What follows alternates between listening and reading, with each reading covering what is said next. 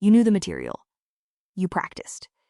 And the second it mattered, presentation, exam, performance review, your brain just left the chat, completely ghosted you. You stood there, mouth open, thoughts scrambled, while some calm, collected voice in the back of your head whispered, "You're failing right now. In real time. Everyone can see it." Here's what nobody told you. You're not lazy. You're not weak-willed. You're running 200,000-year-old software on a modern operating system, and nobody sent the patch notes. Today, we're going to name the bug, show you 3 places it wrecks your performance, and then, because I'm not a monster, show you how to patch it. Temporarily. Let's find out why. All right. 50,000 years ago, your ancestor is walking back to camp. It's getting dark, and they hear something rustle in the grass. They have about 200 milliseconds to decide whether to keep walking and hope it's nothing, or freeze, scan, and prepare to bolt. The part of their brain that made that call? The amygdala, a little almond-shaped cluster buried deep in the emotional center of your brain, wired directly into your nervous system like a smoke alarm hardwired into the walls. And it was good at its job. It didn't wait for conscious thought. It didn't ask permission. It saw motion, heard a sound, detected a pattern that might be danger, and it hit the alarm. Immediately. Heart rate up. Pupils dilate. Blood flow redirected. Freeze or flight mode activated. That system kept your ancestors alive long enough to become your ancestors. But here's the problem. That system never got an update. It just got new targets. Your amygdala can't tell the difference between a lion in the grass and a Slack notification from your boss that just says, "Got a minute?" To your ancient alarm system, both register as unknown threat, insufficient information, prepare for danger. The bug isn't that your brain overreacts. The bug is that it was designed to overreact, because in the world it was built for, overreacting kept you breathing. But you don't live in that world anymore. And that's where it gets weird. Let's start with the one that feels the most like a personal failing, procrastination. You have a hard task, a big project, a difficult conversation. And instead of doing it, you suddenly find yourself scrolling, snacking, reorganizing your desk, or, in my case, watching a 40-minute video essay about why penguins are technically dinosaurs. You know what you should be doing. You even want to do it in some abstract future sense. But in the moment, your brain routes you anywhere else. Here's why. Your brain runs on a chemical called dopamine. And dopamine is not, despite what every productivity guru will tell you, the pleasure chemical. It's the anticipation chemical. Dopamine is released when your brain detects the possibility of a reward. Not the reward itself, the possibility. Checking your phone? Immediate dopamine hit because there might be a message. Scrolling? Dopamine. Snacking? Dopamine. Starting that hard task? No dopamine. Because your amygdala has already flagged it as a threat. To your ancient threat detection system, a difficult task looks like risk. Risk of failure. Risk of judgment. Risk of wasted energy with no guaranteed payoff. So your brain does what it was designed to do. It routes you toward the safe, easy, immediately rewarding behavior instead. And here's the part that actually made me feel better when I learned it. Chronic procrastinators don't have weaker willpower. They have a more reactive amygdala. Brain imaging studies show that people who procrastinate more tend to have a larger amygdala and weaker connections between the amygdala and the part of the brain responsible for impulse control. You're not weak.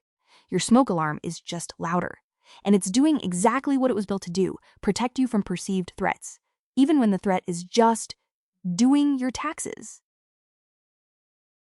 Okay, second place the bug shows up, chronic stress. Your ancestor hears a predator. Amygdala fires. The hypothalamus sends a signal down to the adrenal glands. They release cortisol and adrenaline. Your heart rate spikes. Your muscles tense. Your digestion shuts down because who needs to digest lunch when something wants to make you lunch? This is the fight or flight response. And it's brilliant for about 5 minutes. Because once the threat is gone, the predator leaves, the danger passes, the system resets.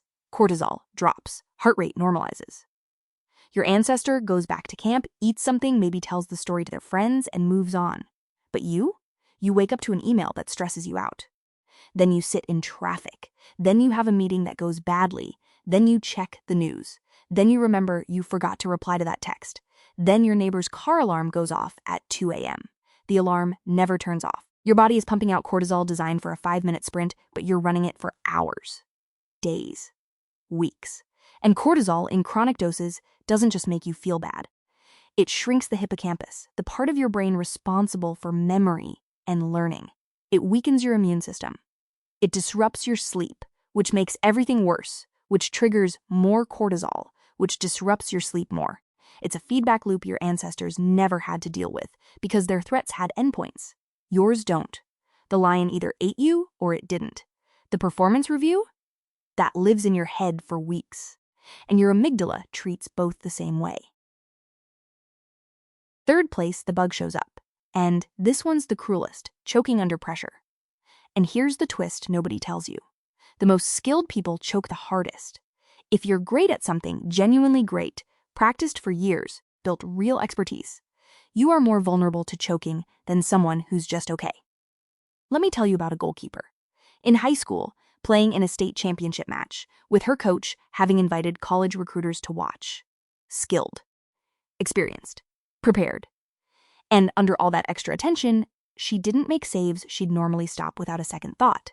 Not because she forgot how, because she started thinking way too hard about parts of her game that were supposed to run on autopilot. That game stuck with her enough that she eventually became a scientist. Sian Baylock, who spent her career chasing one question: why do talented people fail exactly when it matters most? Here's what she found, and it turns out there are 2 different ways your brain can choke.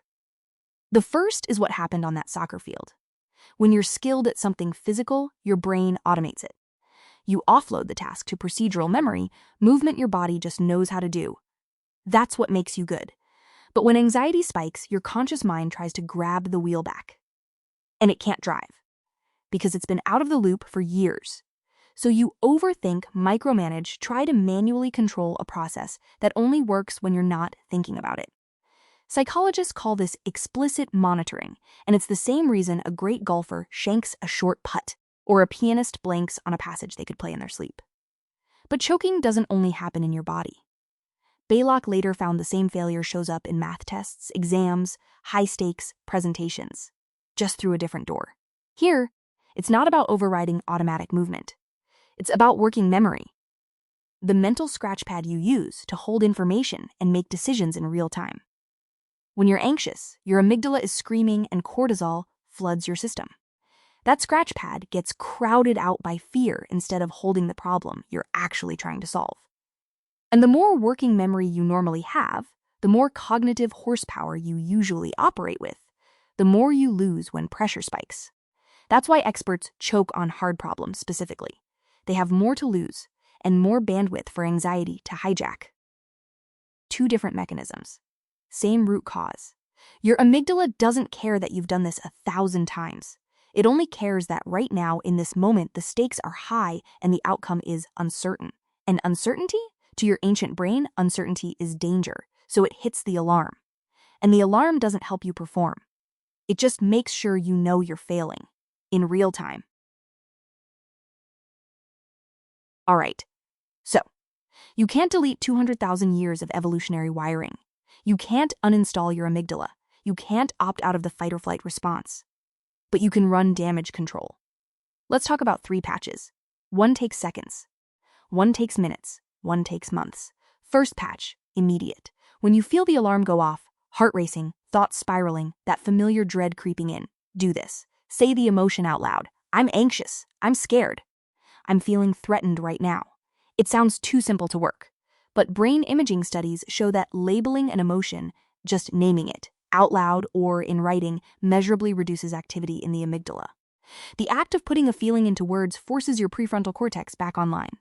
And when your prefrontal cortex is active, your amygdala quiets down. Second part, slow exhale. 4 seconds in through your nose. 6 seconds out through your mouth. The exhale is the key. A long, slow exhale activates your parasympathetic nervous system, the system responsible for calming you down after a threat passes. Your body interprets a slow exhale as threat over, safe to stand down. It's not a cure, but it's a circuit breaker. And sometimes a circuit breaker is all you need. Second patch, pre-performance. 10 minutes before a stressful event, a test, a presentation, a difficult conversation, take a blank page and write down everything you're worried about. Not goals, not affirmations. Worries. I'm afraid I'll forget what to say. I'm worried they'll think I'm stupid. I'm scared I'll fail and prove I was never good enough to begin with. Write it all down. No filter, no editing. This is called expressive writing. And research on this, including studies run by WhyLab herself, shows it works. Students who spent 10 minutes writing about their test anxiety before a high-stakes exam performed noticeably better than students who didn't, even though their anxiety levels stayed the same. The writing didn't make them less anxious. It just freed up working memory. Because when you're anxious, part of your brain is constantly running background loops. Don't forget. Don't mess up. Don't fail. Those loops take up space, cognitive bandwidth you need for the actual task. Writing the worries down externalized them. Your brain stopped trying to hold on to them. And that freed up just enough space to think clearly when it mattered. Third patch, the long game. You can't stop your amygdala from firing, but you can lower the threshold at which it fires. If your baseline stress is already high, if you're chronically underslept, overcaffeinated, scrolling doom content before bed, skipping meals, never moving your body, your amygdala is already on a hair trigger. Every little thing feels like a crisis because your nervous system is already running hot. So the boring stuff matters. Sleep, real sleep, not 5 hours and 3 cups of coffee. Movement. Your body was built to move. Sitting still all day tells your nervous system something is wrong. Fewer notifications. Every ping is a micro hit to your amygdala. Turn them off. Sunlight. Time outside. Conversations with actual humans instead of screens. None of this is sexy. None of it is a hack, but it works because the bug isn't a discipline problem. It's a hardware problem, and now you know the workaround. So, the next time you freeze mid-presentation, procrastinate on something important, or choke under pressure when you know you're good enough. Remember, you're not broken.